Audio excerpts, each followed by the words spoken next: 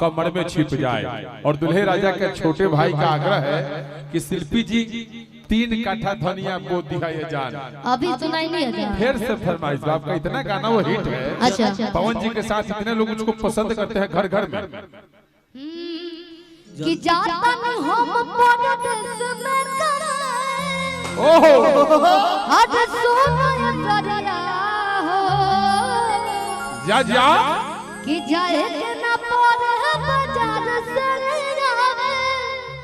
हट तर करिया हो तो बोलो काका हम कदे रोपनिया रे जा। अरे तो बोलो काका हम कदे रोपनिया रे जा। कि 3 कट्ठा वाला 1.5 कट्ठा भंटा तू 1 कट्ठा बोदिया। अरे धनिया जा कि हम कुछ खाए चटनिया जा। जब ये गाना हम लिखत रहने तब बहुत 2-3 हफ्ता मंथन के रहने की एकर मतलब का निकली गाना ये गाना के मतलब का निकली। तो फिर कहानी की चला गवादा अब बहुत अच्छा प्यार वाला मिला 100 मिलियन क्रॉस हो गई बधाई कि चाहता नहीं हो बोलो देश में कमाई करिया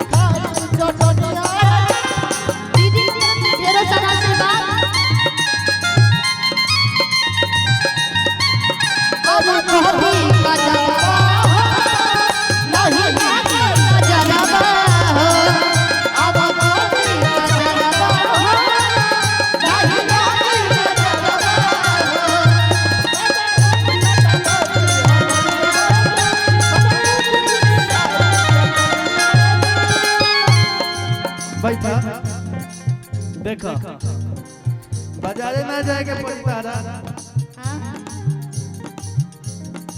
हम वो देता नहीं जो उनका जरूरत न तो उनको के जाता था मुराई रोगो वे चीज से लेकर करे थे आज भुजिया बना के तू खोई है बहू की 2-4 थान हम लगाते हो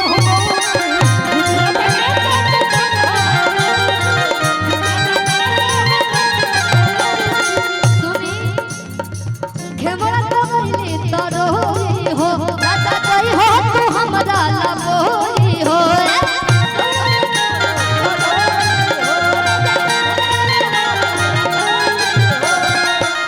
कि खाली टाइम से डाल दी हो दुनिया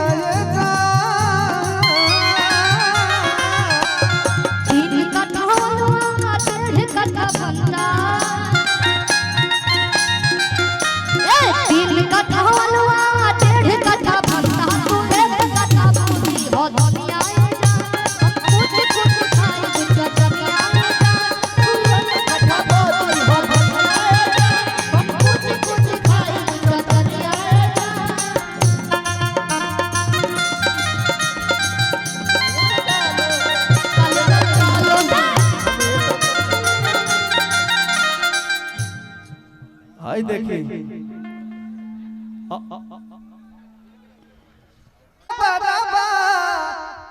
धीरे बरसा हो कि धीरे बरसा हो बदरवा धीरे बरसा हो का कही यार हम बदरवा धीरे बरसा हो कि बरसात के दिन आए मुलाकात के दिन आए। अजय मेरा भाई अजय कहाँ गया?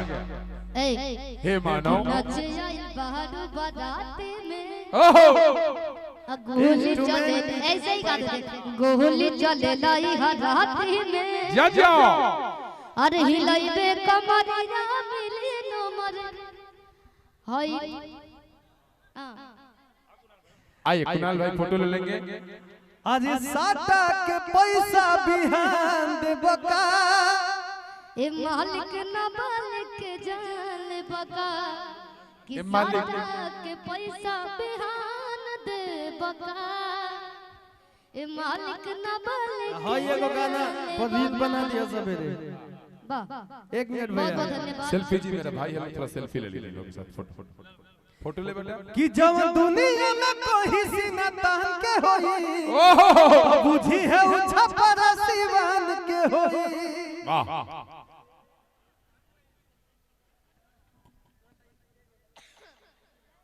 जेकर चर्चा भोजपुरी जहान में हुई तो बुझा कि भाई हमारा विजय चौहान के हुई। बहुत बहुत धन्यवाद। भगवान खुश है कि सभी लोग भोजन कर लिए। यही के साथ साथ नमस्ते प्रणाम हर हर महादेव हाँ। समस्त भोजपुरिया जहान के सिवान के विजय चौहान के साथ प्रणाम। वाह बोली बाबा हरिहर नाथ की। भगवान खुश हैं, सभी लोग भोजन किए, गीत संगीत से आनंद लिए, बर वधू को आशीर्वाद दिए और भगवान